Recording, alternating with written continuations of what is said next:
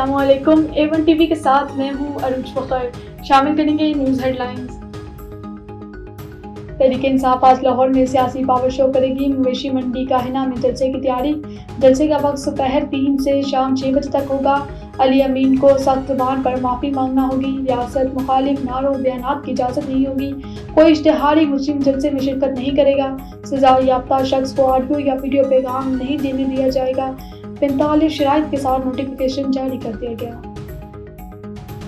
हुकूमत कोई रुकावट खड़ी न करे। बैरिस्टर गौहर ने कहा, चेयरमैन PTI की कारकुनों से पुरअमन रहने की अपील है।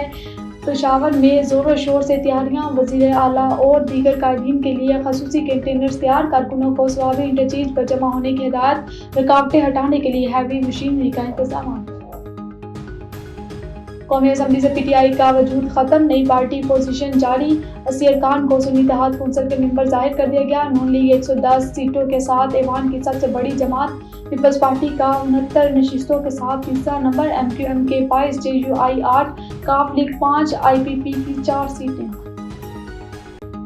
फैसलाबाद के इलाके D टाइप में बीवी से झगड़ा। सफाक बाप ने 2 नन्ही बेटियों को गला दबाकर कत्ल कर दिया। मुलजिम को गिरफ्तार कर लिया गया।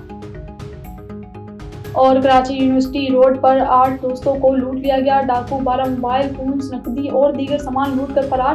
कराची डिफेंस में मोबाइल शॉप लूटने की कोशिश नाकाम।